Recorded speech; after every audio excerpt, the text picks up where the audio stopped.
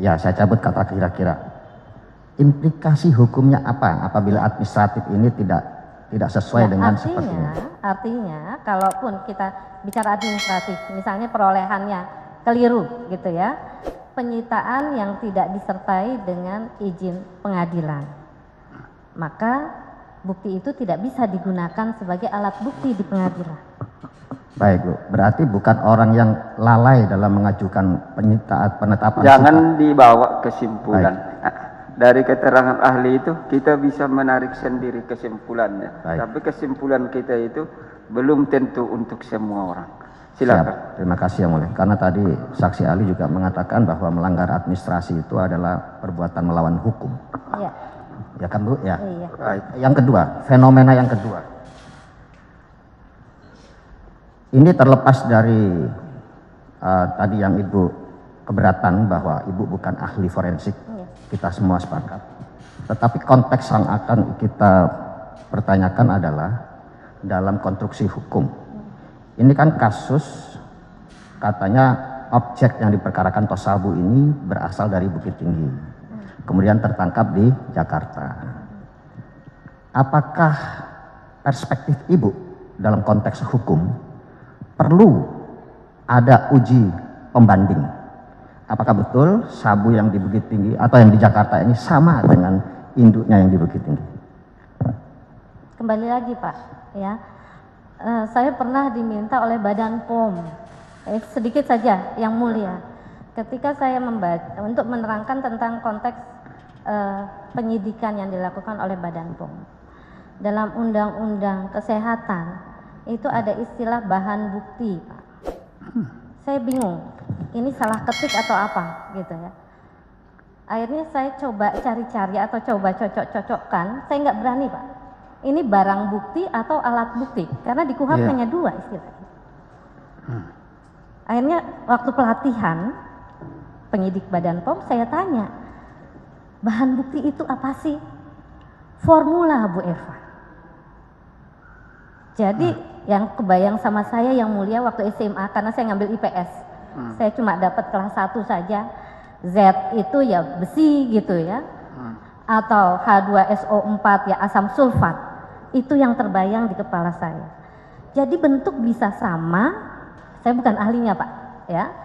Bentuk bukan sama tetapi barangkali formulanya berbeda. Itu makanya tadi saya sampaikan, saya bukan ahlinya Pak, dan saya tidak bisa menjawab itu.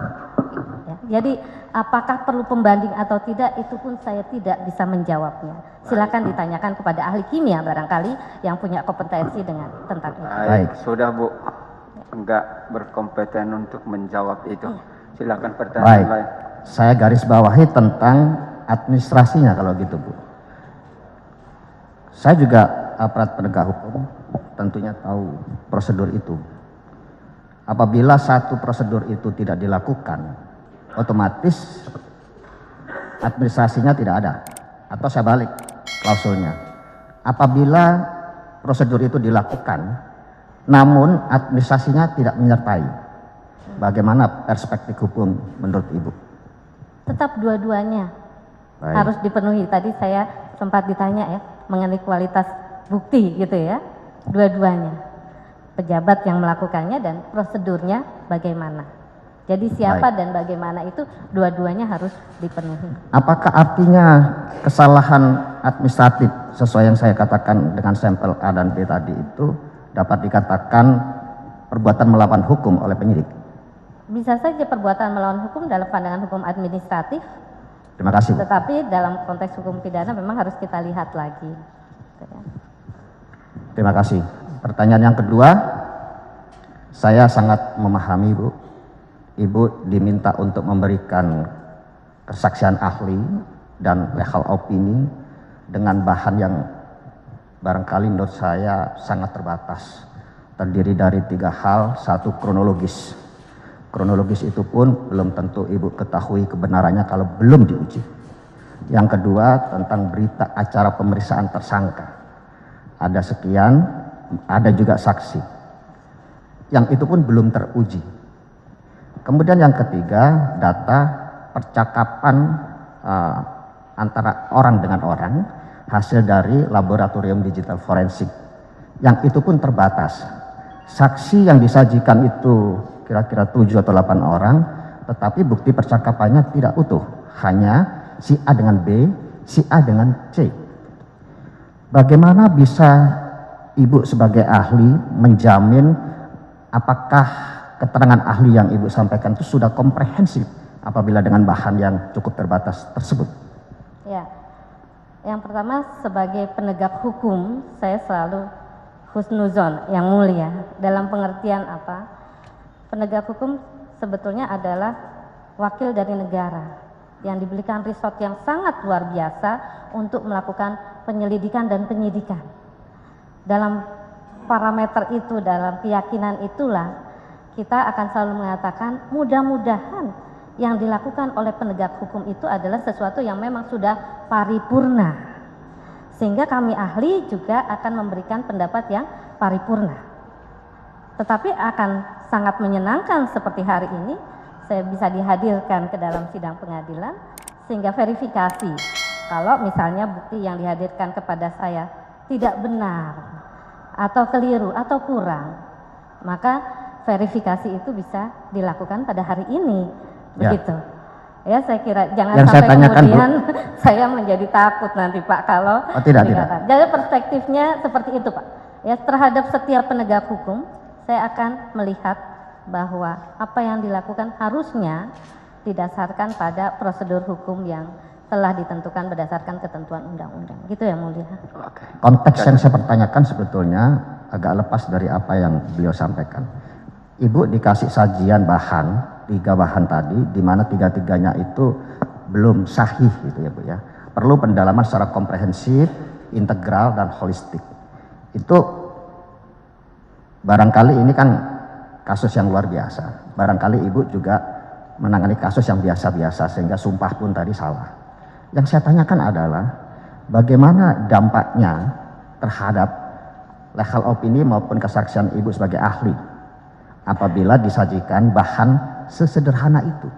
Apakah berdampak terhadap kesaksian Ibu juga tidak komprehensif jadinya? Begitu maksud saya Bu. Ya, kembali lagi Pak. Saya tidak tahu ya mengenai konteks situasi dan kondisi. Saya juga mengukurnya berdasarkan parameter teori yang saya pahami. Jadi kalau Bapak membaca jawaban saya barangkali bisa memahami itu. Ya, dalam koridor itulah ya 2 keyakinan tadi bahwa apa yang dilakukan oleh petugas itu tetap kita ukur dan terukur ya dalam konteks perolehan bukti dan sebagainya. Dan juga kalau kita bicara dalam konteks yang lain misalnya, saya mencoba untuk mengukurnya dalam konteks teori yang saya pahami dan saya ketahui. Baik Bu. Itu saja. Prosedur itu saya underline. Kira-kira dengan bahan yang minim itu apakah Ibu tidak ada semacam feel ya, perasaan, Pak penyidik, saya minta dong percakapannya ini jangan hanya bulan ini sampai bulan ini, dan jangan hanya orang ini dengan orang ini, tapi keseluruhan orang yang ada di dalam peristiwa ini. Ada nggak kira-kira Ibu? Ada ya. Pak. Terus jawaban penyidik gimana? Ya, karena saya tidak sekali. Saya juga meminta bahwa tadi seperti yang disampaikan oleh banyak pertanyaan kepada saya. Jawaban penyidik gimana? Nanti dulu Pak. Sebentar Pak. Ya, Sebentar, ya. boleh ya. Iya, bentar. Ya. Kasih jawaban dulu.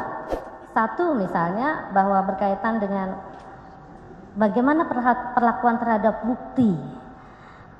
Karena saya tahu dalam konteks perlakuan terhadap bukti itu kita baca parameternya, undang-undang dan perkap, tapi ada culture barangkali yang berlaku di kepolisian.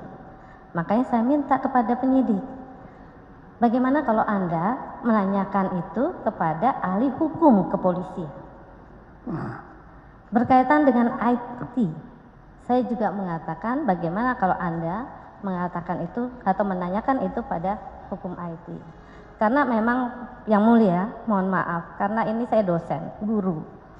Penyidik tidak datang ke saya hanya dalam konteks atau dalam kaitannya dengan kasus yang dia tangani. Konteks konsultasi meskipun saya tidak di BAP, kadang-kadang juga ditanyakan kepada saya. Saya akan menjawabnya sebatas pemahaman teoritis. Tetapi bagian-bagian dari hal-hal yang saya tidak pahami, seperti tadi pertanyaannya Pak Hotman, pertanyaan jaksa, saya akan batasi. ya, berdasarkan pengetahuan yang saya miliki. Itu Pak, saya sudah sampaikan.